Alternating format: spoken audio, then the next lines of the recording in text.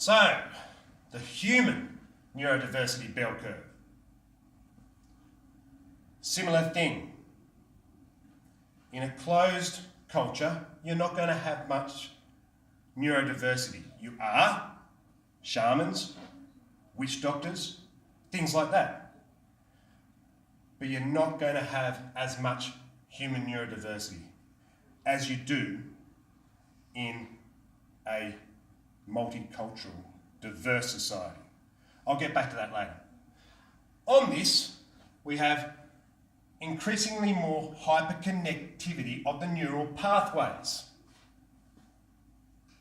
Neurodiversity across the spectrum as well, all the way. Left-handedness, homosexuality, all these things that make us different come from the brain. What we're missing is the further you go this way, the more hyperconnected the human is. It's not without its problems, because if we don't identify it, we tend to try to bring them back to the herd, which is the 85%. And I'm not putting the herd down. I'll go into it more, but what I'm saying is the herd, the 85% of humans who can fit into whichever ecology they are born into. Muslim, if they're born in Tehran. In Israel, probably a Jew, especially if you're in the 85%. Christian, in another place, where Christianity is the top. That's what happens to 85%, the herd. They don't have these open, hyper-connected minds. They just don't. It's not putting them down. They just do not. I'll go into it more about the synaptic pruning that the 85% go through, which enables them to become fixed in their ideas and not have a growth mindset brain, a lot further on. But what we are missing is there are not two human brains. Where ASD is, where ADHD is, where dyslexia is, where schizophrenia is, of course, that is an issue. Where psychosis is up the far end of hyperconnectivity. We know this. We've studied the brains of humans with ASD. John Nash Jr. is a great example from A Beautiful Mind.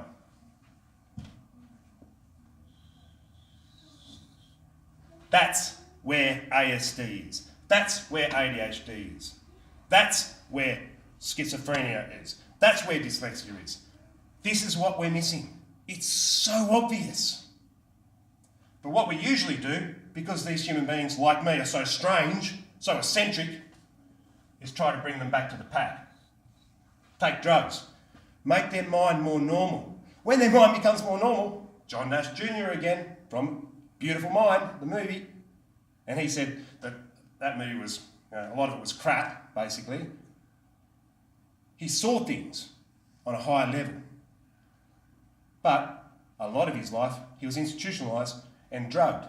He said when he was drugged, he could no longer see these brilliant things and have these brilliant ideas, but he was more normal, more calm, not as neurotic. He didn't see all these patterns around him. That's what we're missing. These humans do need to be supported because the herd will never understand them and they need to be pushed back this way. Now, a person, Dr. Karl for example, could be born here on the bell curve and they could go in to that ASD, ADHD, psychosis type of world, strange world, because they improve their mind.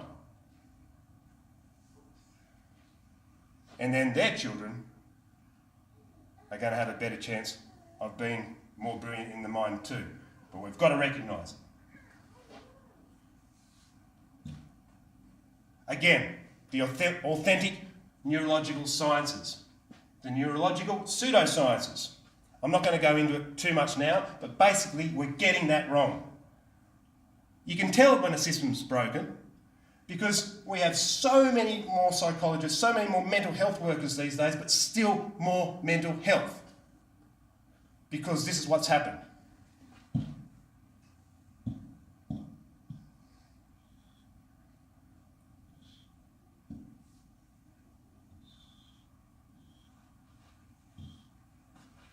Basically, the illogical sciences of neurology, the irrational ones, the subjective ones, the emotional ones, have overtaken this one. There's no balance. Neuroscience isn't being listened to as it should. We're starting to. Unfortunately, the herd, the 85%, has taken over. The balance is way out. Way out. In fact, it's way further than that out. It's like, it's basically overlapped the neuroscientists, the authentic, logical science of the brain. We even say, our professors say, we know still so little about the brain. So why are we trying to say we do? And we are. We have experts who make all these assumptions, but they go so many different ways.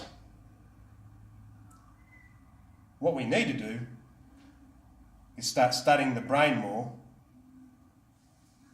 like how we've discovered the hyperconnectivity, like how we've discovered how the hyperconnectivity is up the far end, in authentic science, and start listening much more to the neurodivergence, the experts on hyperconnectivity of the brain.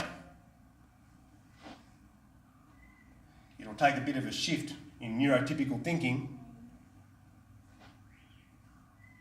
I hope it happens. Peace out.